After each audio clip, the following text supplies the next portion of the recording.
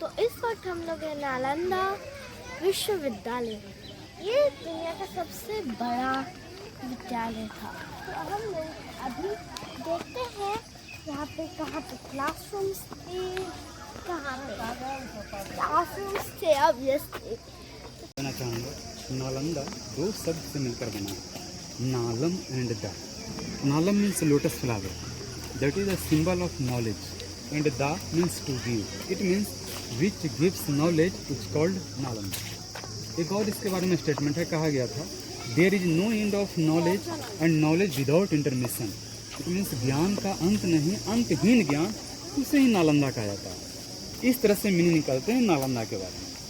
पूरे एशिया महादेश में उसमें 3 यूनिवर्सिटी, पहला तक्षशिला जो कि अभी पाकिस्तान रावलपिंडी में, दूसरा ये था नालंदा, और तीसरा था विक्रमशिला जो कि बिहार के भागलपुर में।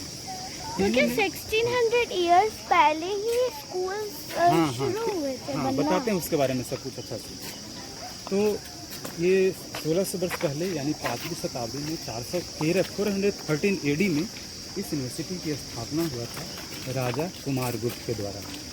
पुनः इस यूनिवर्सिटी को डेवलप किया गया राजा हर्षवर्धन के द्वारा 7th सेंचुरी AD में, and again 9th century AD में राजा देवपाल ने उसे तीसरा बार डेवलप किया। यानी कुल मिलाकर 3 डायनेस्टी के राजाओं के द्वारा इस यूनिवर्सिटी का डेवलपमेंट है।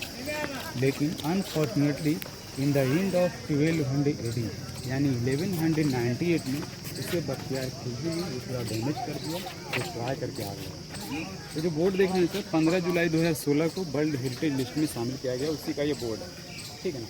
तो पूरे बिहार स्टेट में कुल मिलाकर, तो हम जो बातें कर रहे थे कि 3 बार 3 राजाओं ने इसे बनवाया था। सबसे पहले कुमारगुप्त, लेकिन इसे बख्तियार खिलजी ने नष्ट कर दिया, आग लगा दिया। यूनिवर्सिटी 6 महीना तक लगातार बंद। धीरे धीरे प्राकृतिक आपदा, भूकंप के कारण ये टीला के रूप में परिवर्तित हो गया।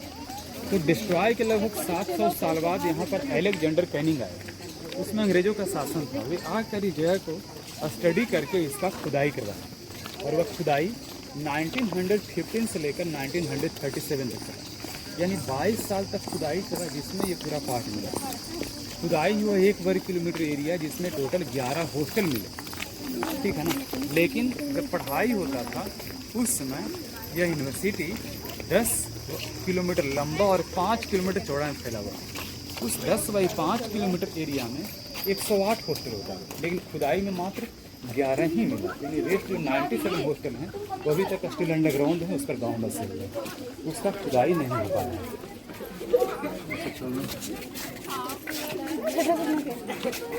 तो यहाँ पर थोड़ा सा रुकेंगे। जो 11 हॉस्टल मिले, उस 11 में से नंबर 5 हॉस्टल के पास से पहुँचे। विहार संख्या 5। विहार उस स्थान को कहा जाता था जहाँ पर बहुत भिक्षु लोग रहते थे, यानी बहुत भिक्षु के इंग्लिश में मॉन्क कहेंगे, मॉन्क के रहने का स्थान को मोनास्ट्री कहा जाता है। तो 11 जो मिला ना, उसमें नंबर 5 मोनास्ट्री का ये सभी कमरे हैं जिसमें विद्यार्थी लोग रहते थे। एक कमरा में एक विद्यार्थी। नीचे का जो सरफेस है वो 5th सेंचुरी AD का है, सबसे पहले राजा का समय का। उसी समय का वो दरवाज़ा है। दरवाज़ा बंद इसलिए है क्योंकि 200 साल में बिल्डिंग बाय नेचर डिस्ट्रॉय होता था, उसको कवर्ड करके फिर डेवलप किया गया। ये दरवाज़ा ओपन था तो ये नहीं था, ये 7वीं शताब्दी का था, और 9वीं वाला पूरा डैमेज हो गया, ठीक है ना। इसके ऊपर दीवार थे और ऊंचे छत था, वो सारा डैमेज। ये नया गेट है, काट के बनाया गया आने जाने के। सीमेंटेड पार्ट जहाँ कहीं भी देखेंगे कैंपस में, वो सब बाद में दिया गया है, वो सब रिपेयर्ड पार्ट। आगे का जो गेट देख रहे हैं वो भी नया है, काट के बनाया गया आने जाने के लिए। तो हम जो बातें कर रहे थे कि 108 में से 11 मिला, यानी 97 अभी तक दबा हुआ, यानी उस समय का ये पूरा 10% पार्ट जैसे देखते हैं, 90% एरिया पर भी गाँव बसा हुआ। ये जो भी जानकारी आपसे शेयर कर रहे हैं, ये सारा इन्फॉर्मेशन जो है ह्वेनसांग का डायरी से लिया गया। ह्वेनसांग एक चाइनीज ट्रेवलर थे, वो इस यूनिवर्सिटी के स्टूडेंट और बाद में रिनाउंड प्रोफेसर रहे। उन्हीं के लिखा गया डायरी से इसका जानकारी मिलता है। ये लेफ्ट साइड का जो वाल है ये बिल्कुल पुराना है, 1600 वर्ष पुराना। उसमें सीमेंट नहीं होता था, उसमें ईंटों की जुड़ाई, चूना, सुर्खी, बालू, मिट्टी, गुड़, उड़द का दाल, ये सब मिक्स कर किया जाता था। तो बिल्कुल ओरिजिनल है, जैसे लगता है ईंट टुकड़ी रखा हुआ। लेकिन ऊपर का देखेंगे 2 ईंट बीच में सीमेंट इस्तेमाल किया गया है, वो रिपेयर्ड है, यानी 1915 के बाद का वो रिपेयर्ड है।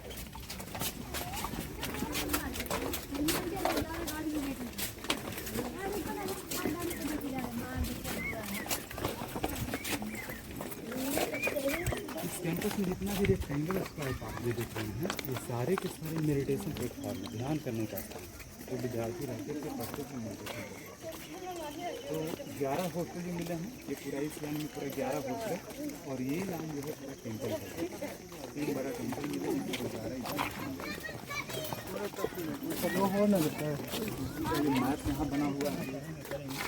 एक पार्ट हॉस्टल और टेम्पल लाइन अलग अलग दोनों पार्ट। 5 किलोमीटर चौड़ा 108 उसमें यूनिवर्सिटी में 10,000 विद्यार्थी और 2,000 प्रोफेसर सभी शासक रहते थे।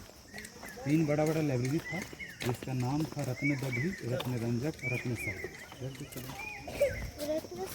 हाँ, रत्न दधी, रत्न रंजक, रत्न सागर, ये 2 जो लाइब्रेरी था ना, रंजक और रत्न दधी। 10,000 स्टूडेंट था 2000।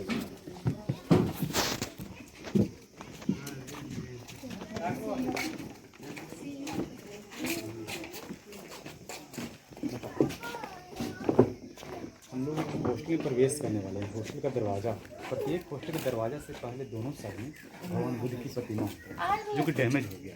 जो भी स्टूडेंट अंदर प्रवेश करते थे, बाहर निकलते थे तो नमस्कार प्रार्थना करते थे। मैंने बताया इसे डिस्ट्रॉय करके आग लगाया गया। ये जला हुआ ओरिजिनल निशान है।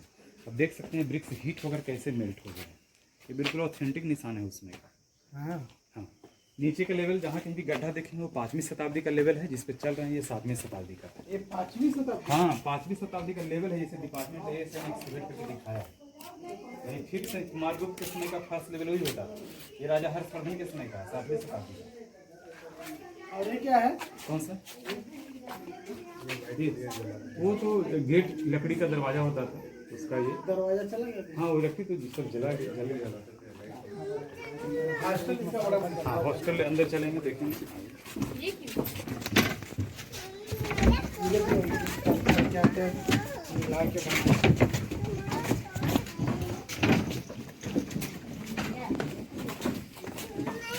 इसलिए लिविंग रूम्स, विद्यार्थियों को रहने वाले कमरा, गड्ढा इसलिए है 5वीं शताब्दी का वो पार्ट है। सीमेंटेड जो देख रहे हैं अभी का ड्रेनेज सिस्टम, अभी जो बारिश जो पानी होती है ना उसको निकलने के लिए।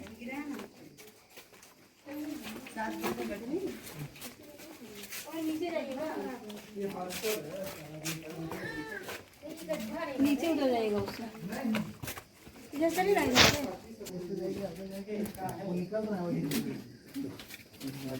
एक हॉस्टल में 32 राइट साइड में जो देखेंगे यहाँ पर कीमती सामान रखा था। अंदर में देखेंगे कर्व टाइप का है, तो वैल्यूएबल थिंग्स को रखने के लिए इसको इस्तेमाल किया जाता है। अंदर में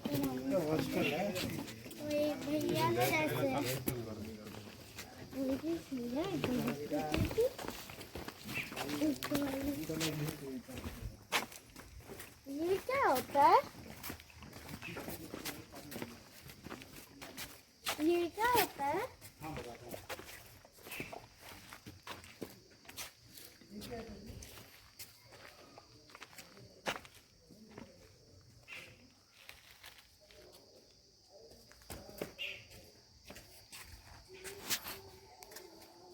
उसमें का ये लेक्चर स्टेज है, यानी शिक्षक लोग 5वीं शताब्दी में यहाँ बैठते थे, स्टूडेंट लोग वहाँ बैठते थे। 200 साल बाद 7वीं शताब्दी में शिक्षक वहाँ बैठते थे। वो जो लेवल ऊंचा देख रहे हैं वो पूरा लेवल इस तरह से था। डिपार्टमेंट ने उसे काट के हटा दिया इसको देखने के लिए, क्योंकि 7वीं में 5वीं का पूरा कवर्ड हो गया था।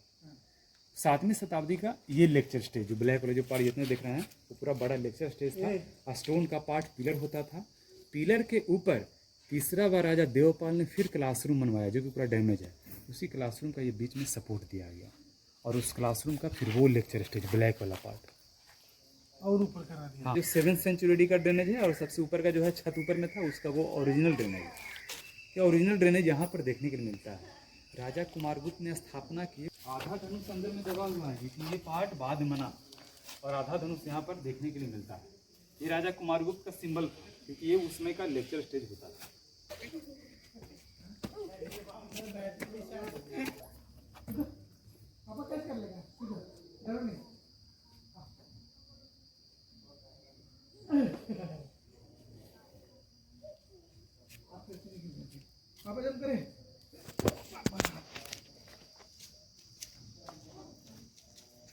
पूरा चमक रहा है। माइका स्टोन वो क्या होता है? और ये हाँ